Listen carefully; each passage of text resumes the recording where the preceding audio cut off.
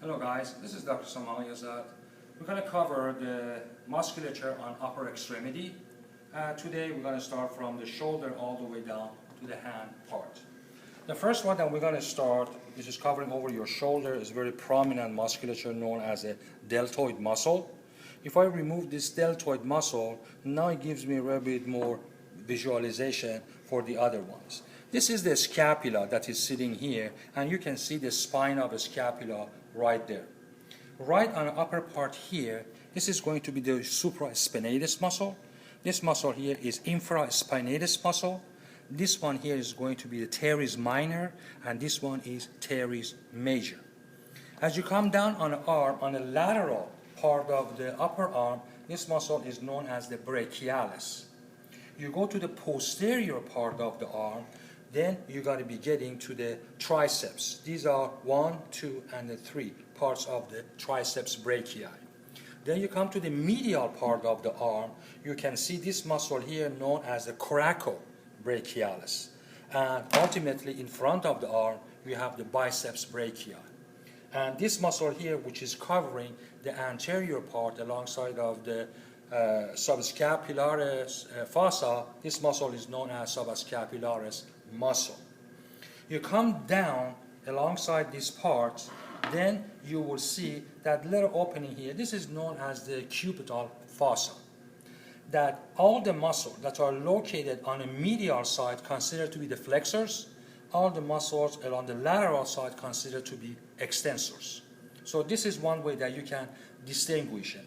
The other way, from the posterior part, if you look here, there is this muscle here. This muscle is known as the anconeus. Anconeus edges and taper right in this area. So all the muscle in this side becomes extensors, all this muscle on that side become flexor. So you have a boundary in front and back to know which side is going to be the flexor, which side is going to be the extensors. Now, first thing that we're going to do, we're going to start with the flexor muscles that we have here. The first one is known as the pronator teres. Then you go one more, this becomes the flexor carpi radialis. The second one is known as the palmaris longus. And the last one is known as the flexor carpi ulnaris. You come to the lateral side where the extensors are. The first one is known as the brachioradialis. Then I have the extensor carpi radialis longus, extensor carpi radialis brevis, extensor digitorum, extensor digiti minimi, and the last one is known as the external carpi ulnaris. The two muscles here, this one is abductor pollicis longus, and this one is extensor pollicis brevis, sitting right on that part. Now, if I go ahead and remove some of this muscle so we can see a little bit of the deeper structures. As I remove this muscle here, you can see the first muscle right underneath here. This is known as the flexor digitorum superficialis. This one is known as your supinator muscle, sitting right alongside here. And of course, this muscle here is known as the flexor pollicis longus. Then if I remove that muscle, I'm going to go a little bit more deeper. Now you can see the muscle right down here. This is known as the flexor digitorum profundus, right there. Now, the muscles of the hand, here you can see, usually these muscles are alongside of the thumb are known as the thenar.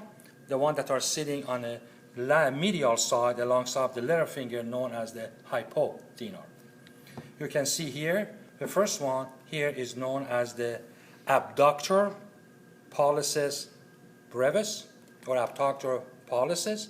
Then you come down here, you're going to be getting to the abductor pollicis brevis, flexor pollicis brevis here, and right here, this little muscle here, this one is opponent pollicis. You come to the medial side, you can get the flexor digiti minimi, then you have the abductor digiti minimi, and right in this area here, you're going to have opponent digiti minimi. right down the center, these are the lumbricals sitting here, these are the palmar inner osseous, and on the back of the hand, they are known as the dorsal inner osseous. I hope that you found this thing to be helpful, and thank you for watching.